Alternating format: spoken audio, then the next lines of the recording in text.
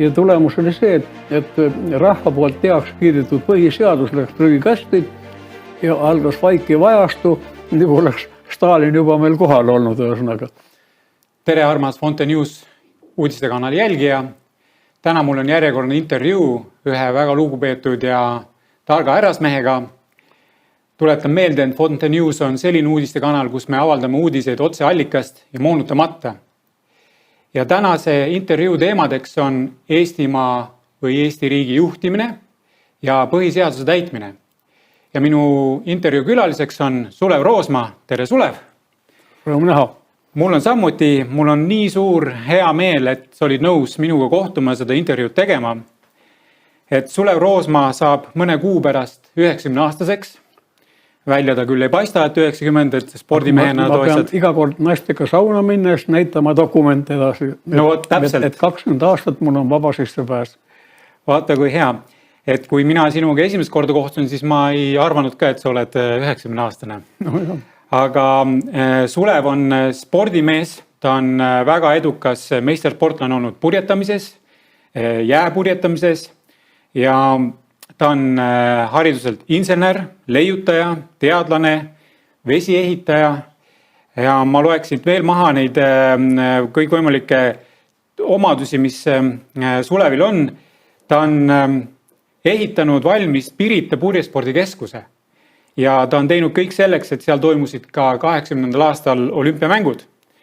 Sulev korraldas ja juhtis Tallinna vanalinna taastamise. See on ju unikaalne maailma pärand. Oli Tallinna vanalinna päevade algataja ja looja. Sulev algatas ja korraldas koos Aarne Mikuga laulva revolutsiooni. Nii et tänu sellele laulva revolutsioonile Eesti taasiseseisvus oli see nii.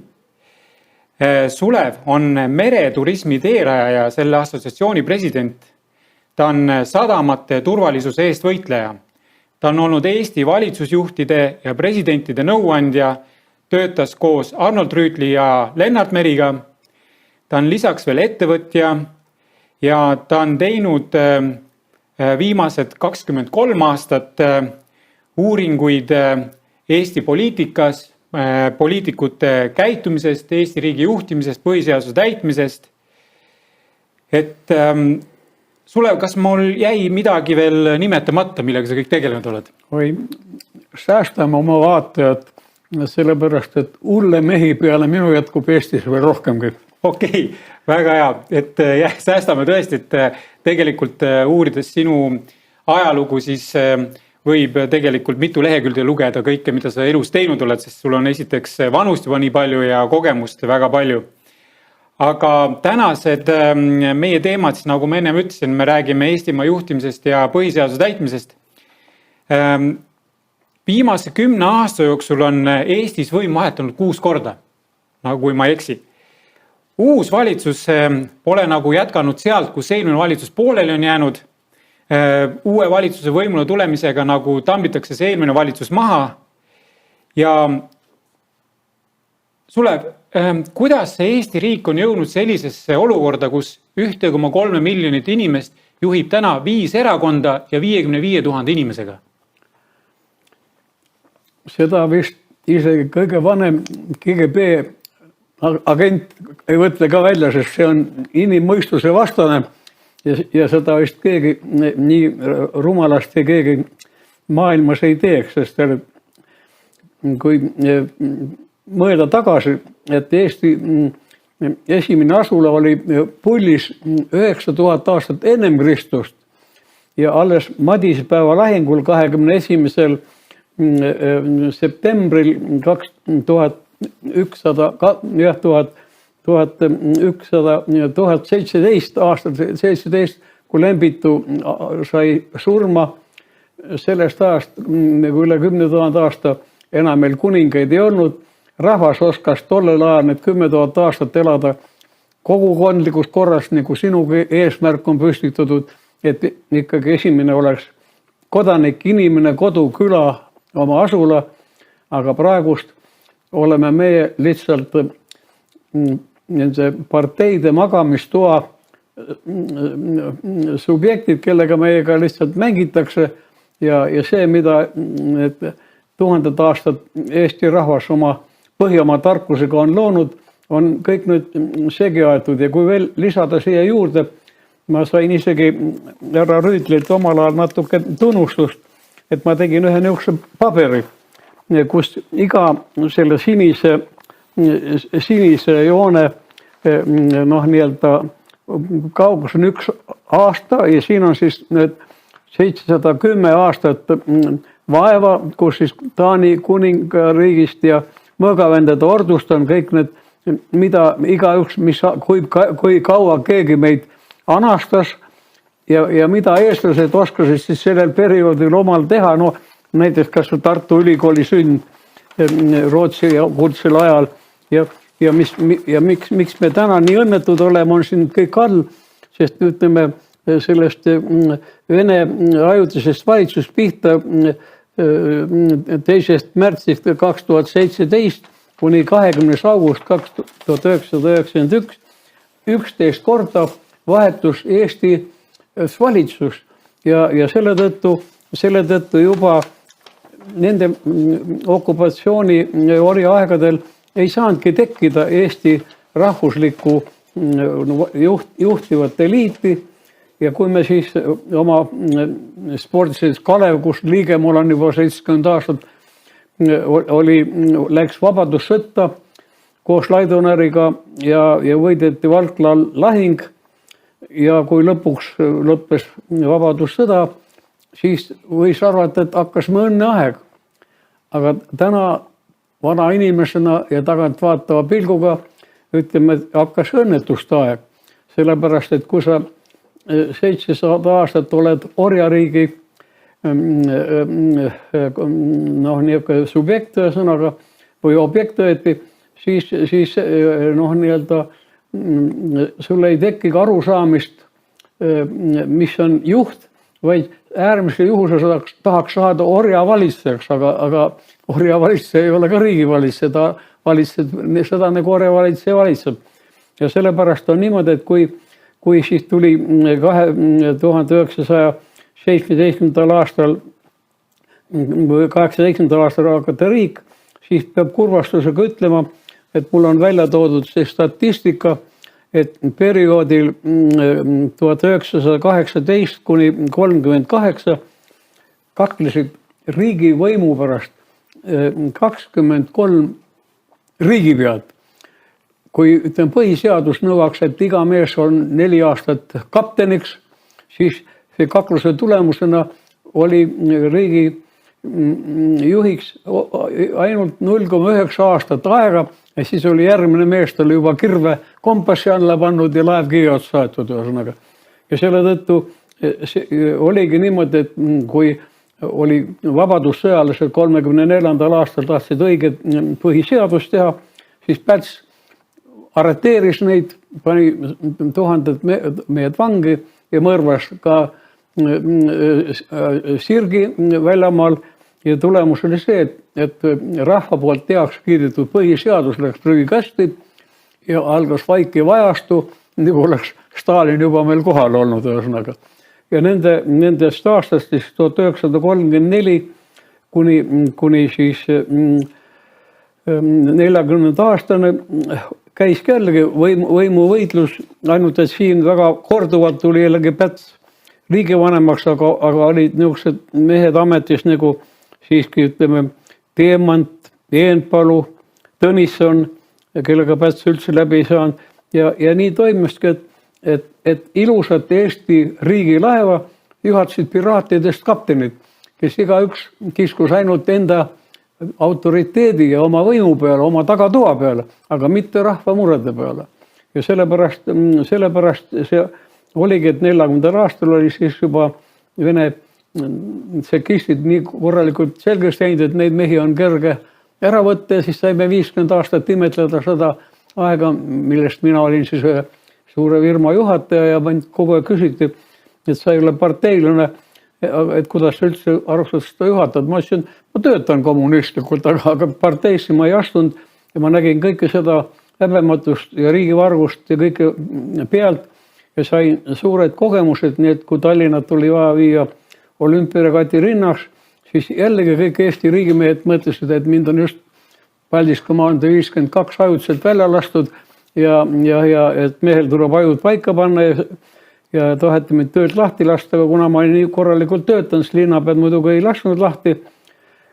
Aga tulemus oli see, et tehti täiesti vale olümpiaprojekt ja tänu sellele, et üks minu sõber, kes oli ka John Kennedy sõber, maailmameister Pinegin, oli parteilane ja kui ma talle helistasin Moskvasse näiteks hommikul kell 9, sest kell 10 olid Karl Vainol juba traksid lahti ja Pepu oma vitsad saanud. Ja me saime siiski korda ja pärast siis seda, kui Vainol pandi Moskvas ajud paika, me saime hakata tegema tööd ja nii-öelda Eesti purjetajate auks ja kiiduseks ütelda, et kõik maailma tipud, olgu ta Pepe Grotšo või kes tahes, ütlesid, et nii kõrgel tasemel ei ole Eestis maailmas üldse tehtud regatti, et see on maailmale kõigile eeskujuks ja me tegime sellest ka filmi ja see film võeti ka Londonis vastu, nii et tänavu aasta meil tuli kahjuks olümpiaregati peadirektor maha võtta, kuna ta oli ka nii palju vaimselt kannatada saanud, aga mul oli õnn tema arhiiv anda Tartu spordimuuseumi ja seal on kõik kirjas, mismoodi meil tuli kogu Eesti NSV valitsus põhja lasta selleks, et Tallinn saaks olümpialinnaks. Bruno Saul oli tubli, oskas Vilniusest rääkida välja tagavarosad ja tänu meil telemastile, kus me ka täna siin tehnikaga osa võtame, sai Eestist teada 2 miljardit inimest maailmas. Sellist õnne väike Eesti rahvas iial ei ole saanud ja vaevalt seda me ka saame. Aga me oskasime saada selle tehnika ja oskasime näidata oma head regatti üle maailma. Nii et selles mõttes, et kui lõppes siis nii-öelda nõukogude võim, siis oli meie kõigi Eesti maalaste unistuseks, et nüüd tuleb õnneaeg. Aga täna ma olen peaaegu ennast invaliidiks töötanud sellega, et ma olen püüdnud kõigi nende 30 aasta jooksul selgeks teha nii Ilvesele kui ka äsja lahkunud Kaljurannale, et Eesti saatusega ei tohi mängida, aga kõik me püüded kodanikuna esineda vastavalt põhiseaduse paragrahv 54, mis ütleb, et iga Eesti inimese kohus on kaitsta Eesti riiki, siis me võime kaitsta ennast ainult oma kassi ees, aga Eesti riikile meid ei ole vaja, meie teadmisi ei ole vaja.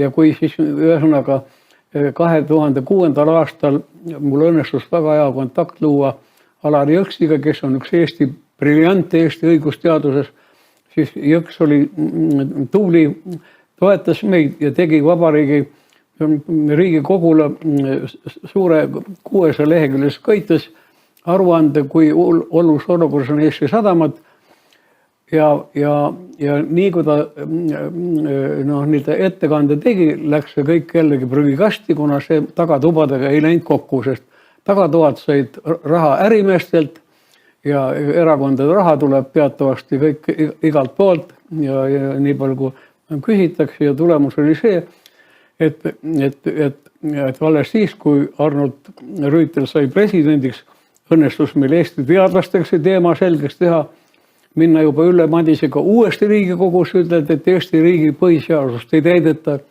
ja tulemus oli see, et ettekanne trükiti ära, see mul isegi portfellis, ma saaks seda näidata ära ja seal on üks väga huvitav fakt, mis on tänasele kuulajale oluline, et seal me ei rääkinud üksi sellest, et me oleme maailma suur õnnetusteks terrorismiks ettevalmistamata.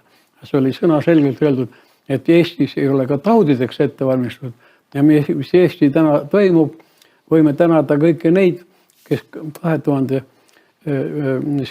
aastal oli Riigikogus ja tegid meist ka seal prügikala. Nii et selle Eesti haldussuutmatus jõuab tänasesse päeva.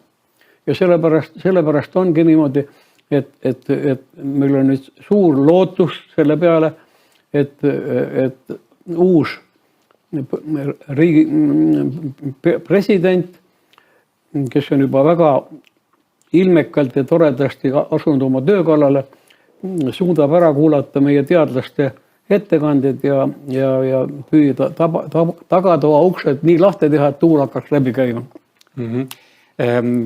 kunagi 2010. aastal Tiiu Kuurme esines televisioonis ja ta ütles niimoodi, et kui esimese klassi lastele kehtestatakse mingisugused nagu baasteadmised, et üldse kooli saada sisse, siis kuidas nende poliitikutega on, et mul on tunne, et poliitikutele mingeid asju ei kehtestata, lihtsalt täna lähevad poliitikusse, mis alustel siis, et on mingi pandud mingi piir ette, et sa pead teadma neid asju, siis saad, kui ei tea, siis ei saa. Meil on praegu ühiskond, kus me asetame kompetentsusläve 6- ja 7-aastastele lastele, et kas sa kõlbad kooli, sinna või teise kooli. Ja samas meil puudub kompetentsuslävi parlamenti kandideerijatele, poliitikutele, tippjuhtidele. Siit hakkabki see 700-aastase orjapõlve lugu pihta, et kuna me oskame ainult äärmisel juhul olla orjapidajad, siis näiteks professor Üksvärav, kes on ka sinu õppejõud olnud, tegi ju juba ammu selgeks juhtimisteooria. Ja nagu Ülo Vooglaid teie saates eelmine kord ka ju rääkis, on ikkagi vaja juhtida kogukonda nii juhtimisteoreetilistel kui ka sotsioloogilistel alustel. Aga Ülo Vooglaid andis välja raamatu Elanikust kodanikuks, aga seda loevad muuseas Ukraina rahvas suure huviga, seal on antud tuhandet selleks välja. Ma arvan, et ükski Eesti poliitika ei ole kaanepilti ka vaadanud, sellepärast, et seal tuleb välja, et me ei oska üldse omavahel sotsioloogiliselt suhelda. Aga kui rääkida juhtimisteooria aspektist, siis on ju niimoodi, et näiteks ma olen laevakapten, seda sa ei ütelnud, aga ma lisaks meistersportlasena olen Nõukogude Liidu esimene kaugsõidukapten, nüüd on neid palju, aga siis ma olin esimene. Ja selle tõttu ma tean seda, et kui laev sõidab merel, kaptenil on õigus puhata, aga ta annab vanem tüürimehele kurssi, et nende 4 tunni jooksul sa pead sõitma seda kurssi ja mitte kopikat ka rohkem. Aga kuna vanem tüürimees on parasti sotsiaaldemokraat, ütles, et korradile, kapten on Reformierakond ja las ta reida, kus tahab, mina annan kursi selle ja selle. Ja kui tuleb järgmine mees, juba teine tüürimees vahti, ütleb, pane kus tahad ja siis 3. tunnil on laev muidugi künkas, eks ole. Ja nii läheb ka Eesti riigil. Tähendab, kui ma olin asutuse juhataja, kui ma andsin oma 25 aastat loodud ettevõtte üle, mul tuli 10 lehekülge anda järeltulijale dokumente, milleni me oleme jõudnud, mis on meie mured, millised on eesmärgid, mis on meie võlad, mis on meie plussid. Ja ilma selleta ei lubatud asutus üle anda. Aga praegust antakse Eesti riik üle nagu üks tühi suhkrukott, ühesõnaga, et võta ja pane sinna kas või seebikivi sisse, et see suhkur sinna sisse vana panna. Nii et ühesõnaga täiesti puudub järjekestus. Iga uus erakond tuleb oma mingisuguse rahvale lubatud uduprogrammiga, aga need, mis on pikki aastaid, kas või samas näide see Eesti valmisolek suurteks epideemiateks, tänasena mitte keegi ei teagi, et 2007 oli see juba Riigikontrolli poolt Riigikogus ette loetud.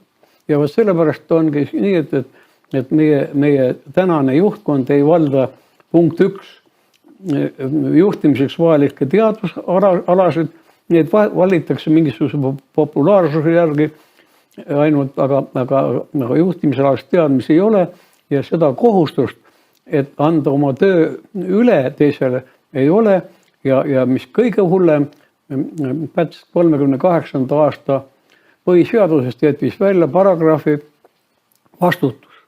Aga kui Ülo Vooglaid oma saates ju ka ütles, kui sul on antud õigus juhtida, siis sul peab olema absoluutne ka vastutus vastutada. Aga praegust ei vastuta mitte keegi, olgu see tänane epideemia. 2007 oli selge, et me ei ole valmis ja täna on haiglas kohad otsas. Ja Raivo Varegi ju 2009. aastal ütles ühes intervjuus välja, et kui tuleb Eestis vähegi natukene pikem kriis, siis see lõpeb totaalse katastroofiga ja põhimõtteliselt riigi hukuga. Et täna me näeme, et me olemegi sinna jõudnud, et Eesti riik polegi oma haldusjuhtimisega millekski ette valmistunud. Sotsiaalteadlased näevad kõige kehvemat tulevikku Eestile juhul, kui riik mitte midagi praegu ette ei võta. Seal on kirjutatud väga ilusti, et kui vähegi pikemaajalmisem kriis, siis see lõpeb totaalse katastroofiga, sõna-sõnalt kasutatakse sõna katastroof. Ja öeldakse ka selles mõttes väga jõuliselt, et võib-olla isegi halvemini läheb kui lätlastel lihtsalt varasemas etappis. Hoiatav on ka märk, et üha rohkem mitte-eestlasi ei pea ennast Eesti rahva hulka kuuluvateks.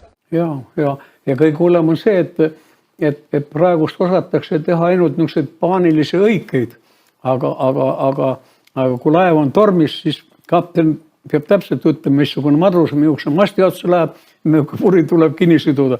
Aga meie kaptenid ainult süüdidad üksteist, ikka öeldakse, et minister tuleb maha võtta ja nüüd on tehti see suur Vabadusväljaku üritus, et Kallas tuleb maha võtta, aga Kallas ei ole süüdi, et 2007 jäeti Riigikontrolli ja presidendi akadeemilise nõukogu ülesanded täitma. Ma ütlen, need dokumendid mul portfelis, ma võin neid näidata.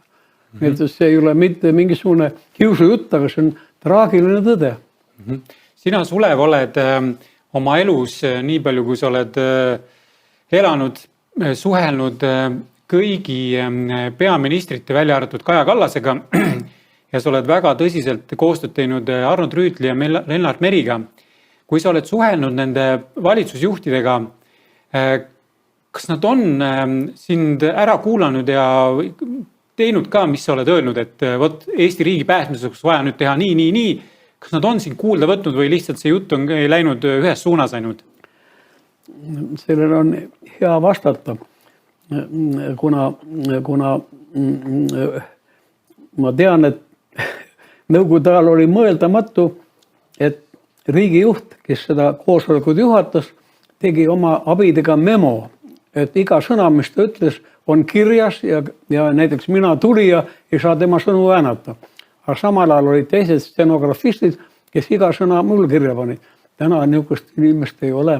Nüüd sa lähed sinna nagu surnu kuuri, ehk nad mängult elavad, aga nad on vaimselt surnud. Ja kui me viimane kord olime ka Jüri Ratas juures, kes mul oli muidugi väga sümpaatne kolleeg linnavalitsuse perioodil, siis kutsuti toatäis rahvast, anti isegi teed juua ja poleks minu üks kolleeg teadlane teinud sealt pilte, siis igasugust pole seal käinud üldse. Ja kõik ülesanded, mida peaminister andis nii ministrile kui ka vastavatele ametkondadele, on tänaseni täitmata ja mitte keegi koeri augu. Aga kui see mure realiseerub, mille eest me võitleme, siis on see tänane viirus väike nali, sest vahel ma võiks ütelda, et näiteks kuna ma olin Tallinna Sadama peainseneri juhataja asetäitja omal ajal, siis mulle Soome kaptenid ütlesid, et mingil juhul ei tule osta Estonia laeva. Et see on jõelaev ja see tohib ainult jõel sõita, aga merelt sõita ei tohi, kuna kõigi selle laeva tüüpidega on juhtunud õnnetused. Ja kuna ma tundsin ka Rein Otsassoni, nagu ma kõiki teisi ministrid tundsin, läksin tema juurde, et teda hoiatada, et seda laeva ei tohi osta, et mina olen mereala inimene ja mul on spetsialistid öelnud, et seda laeva osta ei tohi. Aga kuna ma kunagi midagi ei tee selle taga, siis ma võtsin kaasa selle kapteni, kes oli selle laeva ostmise peaekspert ühesõnaga. Ja ta tuli ära, kuulas selle jutu ära ja paar päeva hiljem leiti see ekspert Klooga raudtee alt ilma peata, miks mind ellu jätta, ma ei tea. Laev osteti ära ja 850 matust on ka peetud.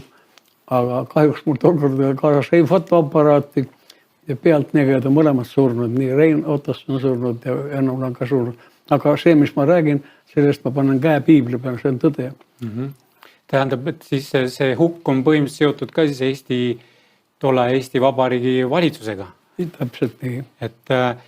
Et see on konkreetne näide sellest, kuidas Eesti riik ja valitsus, siis põhimõtteliselt mitte riik, vaid valitsusjuhid suhtuvad Eesti rahvasse, et kui Lennart Meri kunagi 1988. aastal ütles, siis ei olnud see Riigikogu, vaid siis oli mis asutus, mille eest ta siis esines seal rahvasaadikute ees, kui ütles, et 500 000 eestlast on selle vabaduse hind, mis me nüüd siis nagu saame 88. aastal, eks ole. Et kui palju siis neid matused peab veel tulema, et Eesti saaks tegelikult taas uuesti iseseisvaks, oskad sa seda pakkuda, et mis selleks vaja teha on? See 500 000 sündimata inimelu ongi hind, mida oleme maksnud isikukultuse hirmu, talveriietes tukutud ööde, lootuste puudumise, peremehetunde atrofeerumise, sõnade ja tegude häbematu lahkumineku eest. No on neid laipu tuleb veel palju, et ennem kui me saame Eesti riigi uuesti rahva kätte tagasi, et sina arvad, et on see võimalik praeguste poliitiliste nagu skeemide või juhtimisstiilide juures? Ma ei tahaks ütelda, et see saladus on, sest et härra Rüütel on niivõrd auväärne ja aus inimene, aga paar päeva tagasi ta ütles, et ta teeb kõik, et oma teadmised annab edasi uuele presidendile. Ja kuna nad mõlemad on Põllumajandusakadeemia rektorid ja ka üks minu sugulane oli seal rektor, siis ma arvan, et need 3 põllumeeste peakuningat panevad pead kokku ja kui see liikumine, mida sina oled nüüd väga ausalt ja ausameelselt kui Eesti kodanik käivitanud, siis me üheskoos peame sellega saama hakkama, aga see on väga raske ülesanne ja ma tahan sulle soovitada parimaid Eesti inimesi, kes aitavad seda tõde tuua. Mina võin homme juba Pärnamäel oma abikaasa kõrval olla, aga kunagi küsiti, et vanaisa, kus ära sured, et millise kirstu me sulle teeme, vanaisa ütles, et tehke tamme kirst, see on tervislikum. Nii et niimoodi on need asjad. Ja aga sa Sulev oled kursis kindlasti sellega, et meie see haldussuutmatus on viinud ka Eesti põllumajanduse sinna maani, et ei tohi isegi talupidaja või väike farmer sigu kodus kasvatada. Oled selle kursiga, et kui meie eelmine siis enne Karise presidendiks saamist eelmine president käis Ida-Virumaal, külastas talusid, siis temal oli see suur üllatus, tema ei teadnudki, et sigu ei tohi kasvatada Eestis ja loomi ei tohi üldse tappa ja loomapidamine on lihtsalt selleks, et nad sööks muru põllu peal. Oled sa sellega kursis? Ei ole see.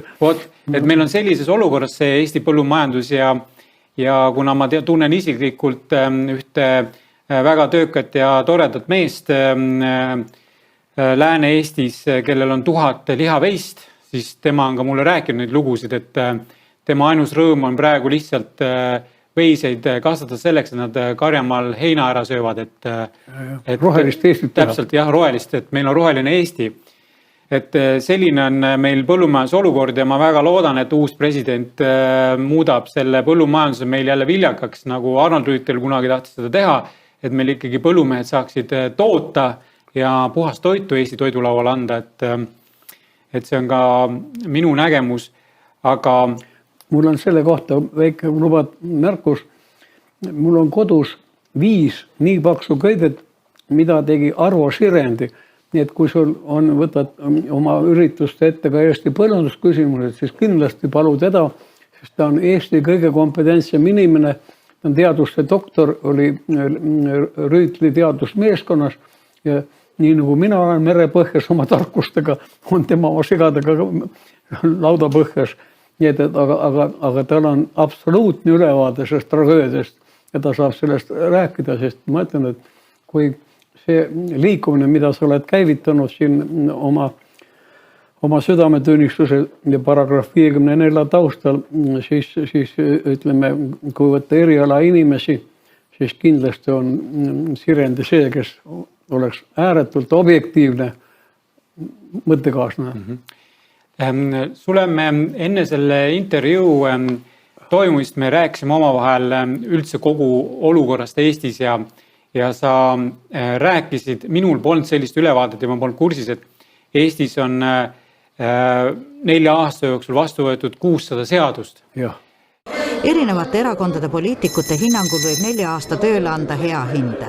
Vastu võeti üle 600 seaduse ja seaduse muudatuse. Tõsi küll, saatjana kriitika valitsuse kummitempliks olemise ning teerullimeetodi aadressil. kus me siis oleme selles olukorras, kui meil on nii palju seadused, see põhimõtteliselt tähendab seda, et tegelikult ma võib-olla saan juba valesti kõndimise eest ka juba võin trahvi saada. No, on võimalik. Ja kuidas siis Eesti inimene peab kõiki neid seadusi teadma ja kas need seaduse tegijad üldse on ise kursis, mis seadusi nad teevad? No see oleks väga palju tahetud muidugi. Siis ei oleks Eesti selline, nagu ta täna on. Tähendab, põhimõtte siit vastus tuleb ainult ühe lausega.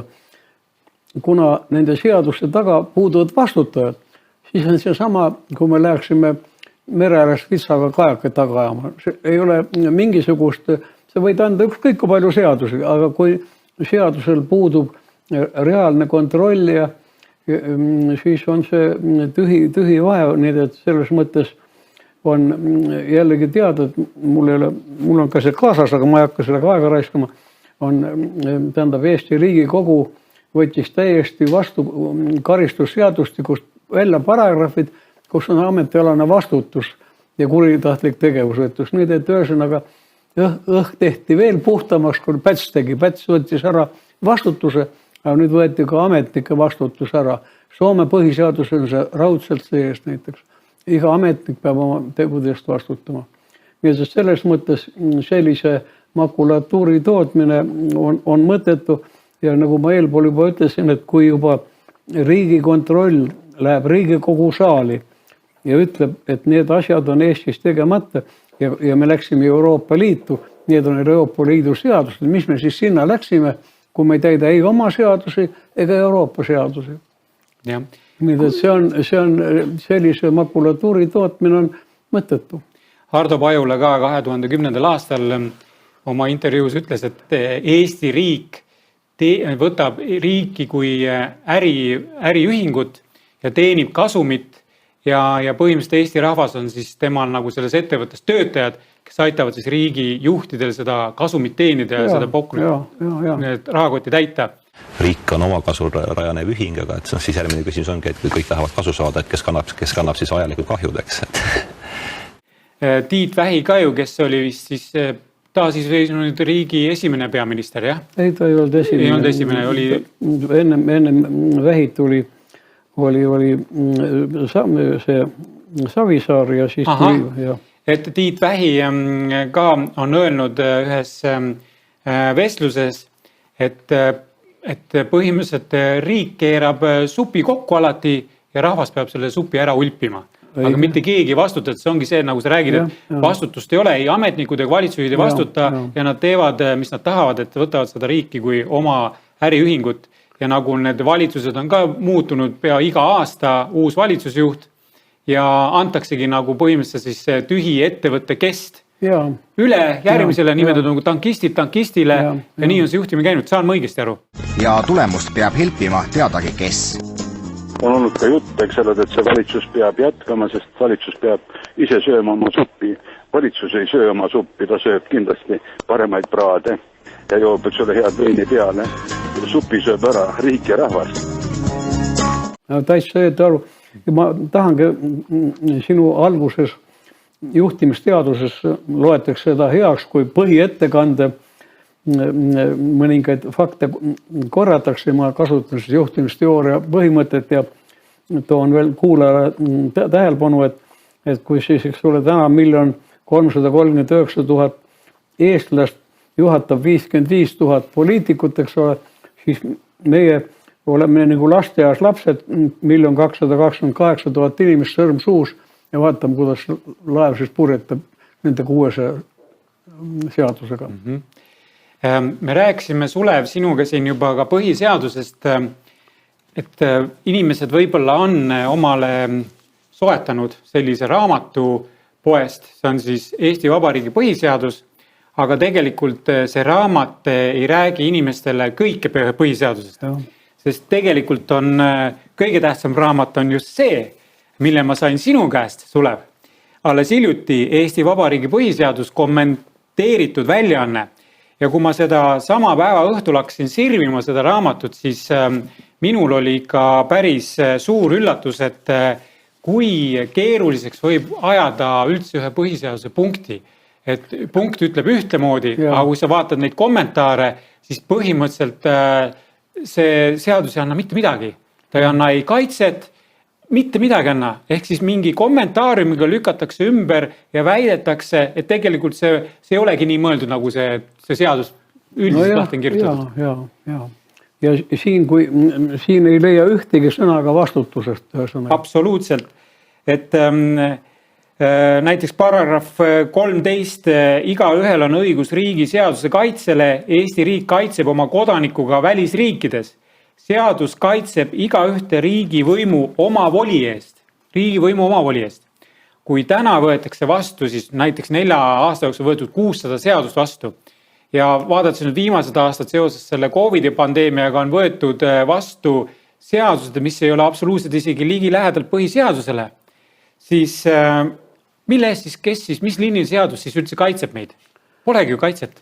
Võetakse seadusi ja mida me siis järgima peame? Põhiseadust või seda seadust, mis põhiseaduse vastaselt võetakse vastu?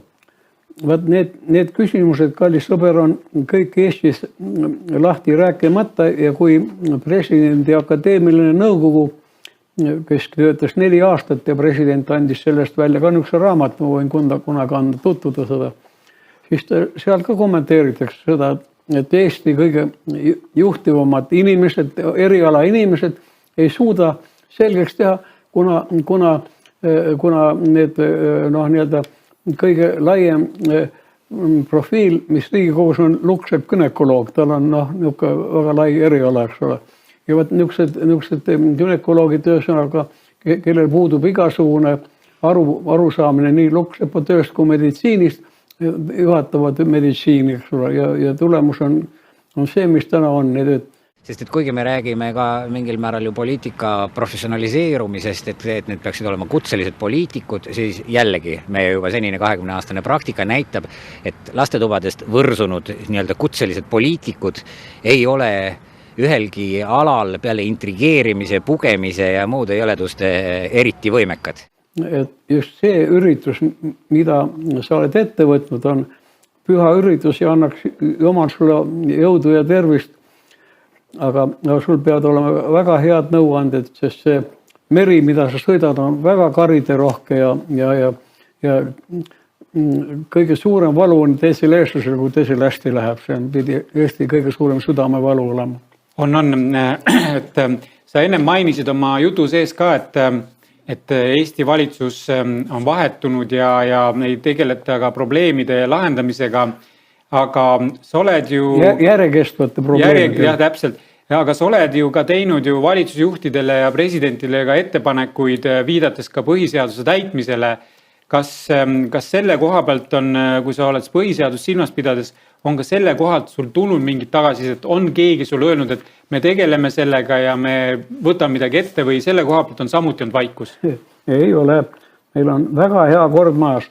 Kui ma teen presidendile, eriti Kaljulaidile, tegin kirja nende suur terrorismi ohust ja asjadest, siis tema ise seda kirja ilmselt ei lugenud ja tema vastav nõunik kirjutas, et tänan teid, härra Roosma, huvitavate ettepanekute eest ja teie küsimus on antud lahendamisele Vabariigi valitsusele. Nii et ja kui Vabariigi valitsuses küsin, see on antud majandusministrile ja majandusminister andis kohalikule öövahile ja nii läks see presidendi kiri siis vastavalt sinna kohta, kus ta läks. Ja ma olengi aru saanud sellisest asjast, et ka seda kinnitas Indrek Toome Eesti Televisiooni intervjuus 2011. aastal. Ütleme siis niimoodi, et mul on tunne, et üks 20 inimest, erinevate parteide juhtfiguurid, need oma tagatubades panevad paika umbes 105 inimest, keda nad, igaüks enda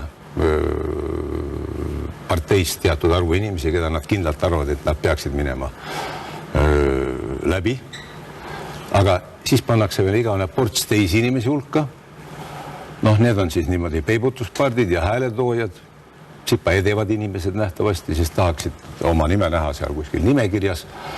Ja vaat see 20 inimest panebki sisuliselt paika selle, keda valitakse Riigikokku. Nii et meie teiega ei vali väga suurt hulka sinna Riigikogusse. Eelvalimine toimub tagatubades.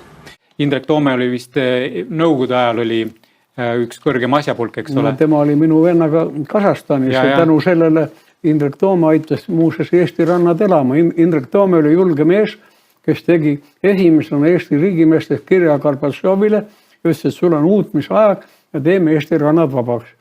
Ja kui me saatsime näiteks 23. märtsil kirja Moskvasse, siis 10 päeva hiljem oli meil positiivne vastus, aga mina ootan 23 aastat vastust, et väike vahe. Ja et Indrek Toome 2019. aastal siis andis ka Eesti Televisioonis julge intervjuu, kus ta seletas täpselt lahti, kuidas Eesti riigis valimised käivad, et tegelikult on juba tagatubades ja erakondade vahel on need kohad juba ammu ennem ära otsustatud ja see valimised on lihtsalt siuke, ütleme niimoodi, näitemäng. Jaa, ongi. Et lähme siit edasi, et kui õiguskantsler peaks nagu seisma meil siin selle põhiseaduse täitmise eest, siis kas sina oled aru saanud, kas meil on üldse õiguskantslerit vaja, kui tegelikult põhiseaduse järgi ta ei saagi tegelikult mitte midagi siin kaitsta, mitte midagi teha? Ei, mängult saab, aga kuna ta on tagatoa poiss, siis ma toon ka 2 näidet. Niipea kui Jõks oli läinud ja ma teadsin, kuivõrd korrektne on Jõks, muidugi nagu ma enne poolt ütlesin, Jõks lasti põhja koos Rüütliga. Rüüt ja Jõks tegid Riigikogusse kirjad ja kõik läks sinna nagu läks. Ja niipea kui tuli siis Teder ära, siis ma jällegi võtsin kaasa fotograafi ja ma olen Tederi juures, kus Teder imestanud silmadega loeb minu kirju ja me kohtusime elus viimast korda. Sest Teder oli Reformierakonna häälepulk, sest Jõks oli ja on tänaseni sügav Eesti patrioot, aga see mees oli just Siim Kallase kaitsja ja kõik see asi läks sinna ja niipea kui lõppes tema valitsus, tuli nii üllatav, kui see on, tuli Riigikontrollist Ülle Madise, kes Riigikontrollis oli väga tubli ja kui ma nüüd täna näitaks neid kirju, mis ma Ülle Madise kantseleis saan, siis ta oleks väga kurb. Need kirjad ei vasta mitte mingisugusele põhiseadusele ja ütleb, et härra Roosman, me oleme täname, kui te meid enam rohkem tülitad. Sellise kirja ma sain viimaseks. Kusjuures tema oli selle Riigikontrolli akti koostaja, tema on ka muuseas selle Eesti põhiseadusliku kommentaaride autor, aga kahjuks kõik meie püüdlused ennetada seda epideemia ja suur õnnetuse temaga ei ole õnnestunud läbi viia.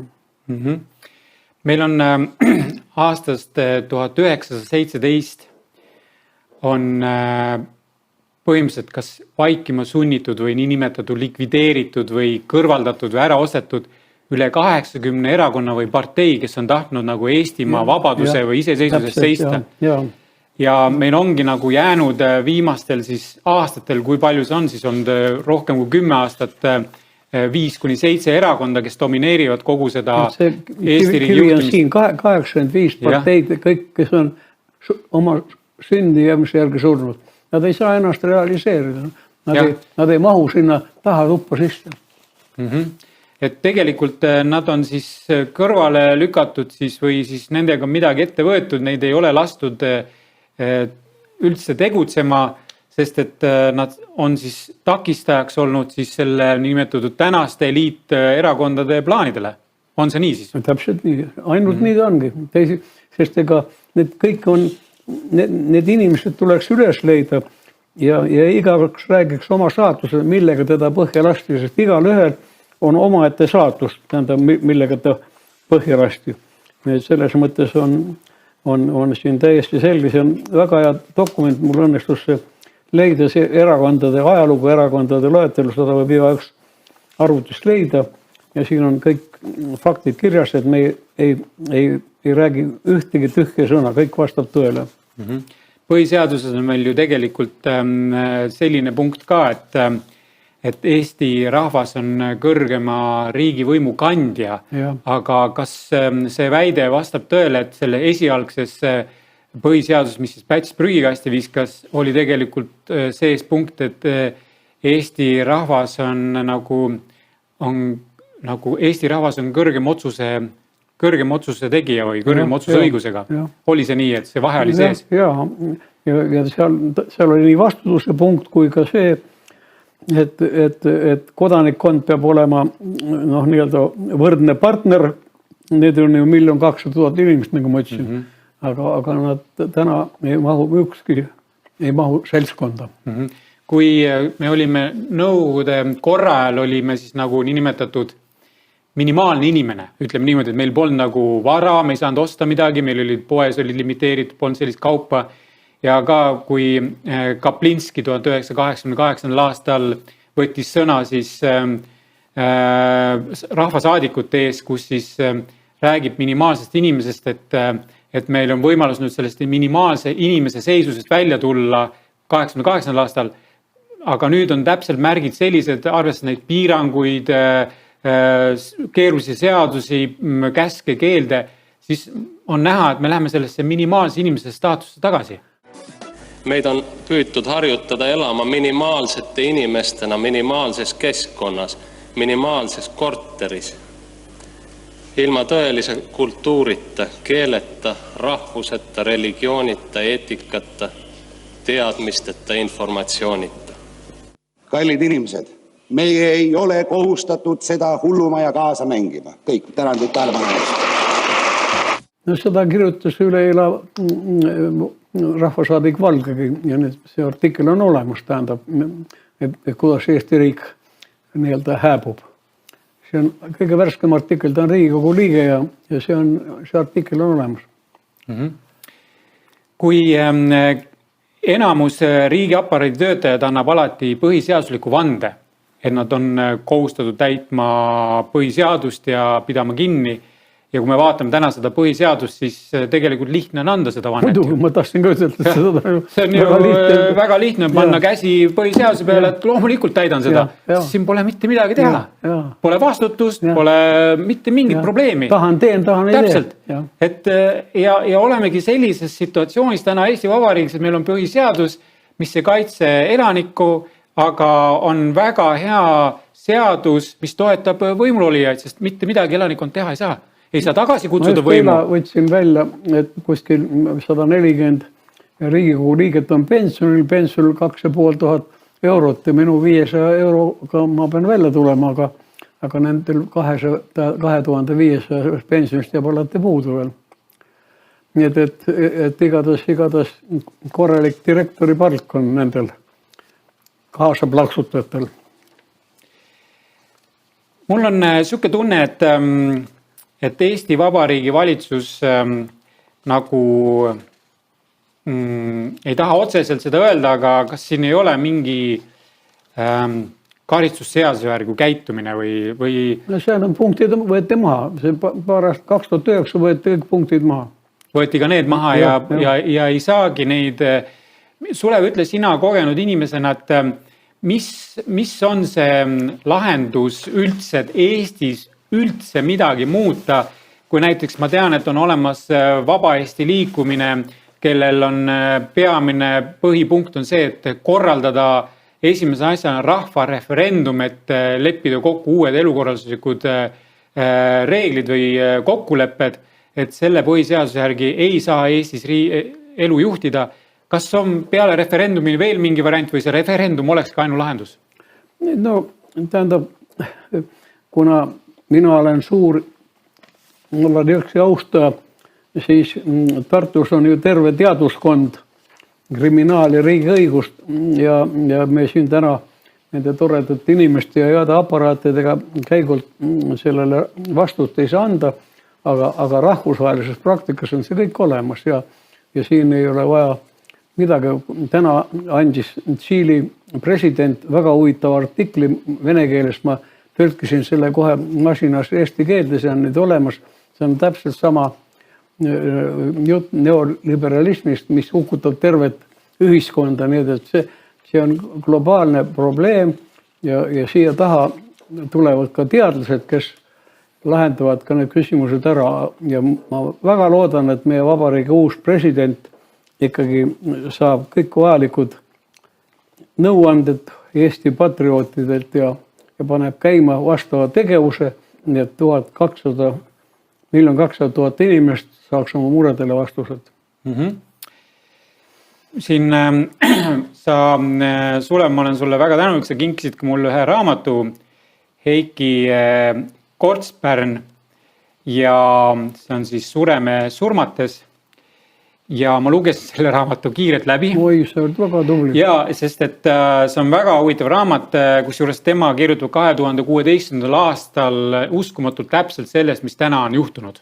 Isegi jah. Ja ongi täpselt see asi on käes, mida ta kirjutab ja tal on siin, mulle meeldis väga hästi Igor Gräzini ütlus septembris 2016, mis ta on siin raamatus ära märkinud, on see, et Eesti Vabariigi põhiseadus on eeskätt ajalooline dokument pärast seda, kui Eesti Vabariik astudes Euroopa Liitu lakkas olemas suveräänse riigina. Seda dokumenti arvestatakse aga vaid jõudu mööda ja seal, kus tal on veel mõtet. Sulev, ma ütlen vaatajatele edasi, et tegelikult meil on plaanis rääkida veel paarist teemast järgmistes intervjuudes, mis puudutab siin sadamaid, turvalisust ja teisi teemasid, aga ja me kindlasti puudutame ka veel poliitilisi teemasid. Ma väga loodan ja usun, et sulle antakse veel aega ja me saame veel teha suuri asju siin Eesti elu korrastamiseks. Ma olen sulle, Sulev, väga tänulik selle aja eest, selle intervjuu eest ja vaataja, kuulaja. Fonte Newsis on iga kuu 1-2 sellist intervjuud, kus me räägime päevakajalistel ja väga olulistel Eestit ja rahvast puudutatel teemadel ja selle intervjuu siis lõpetame tänaseks ja kohtume teiega juba järgmises intervjuus. Jääge meiega. Ka kõigile vaatajatele minu poolt vaprat meelt vastu pidada haigustele ja tervele vaimule. Teeme nii. Olgu hing ja vaim terve. Nägemist.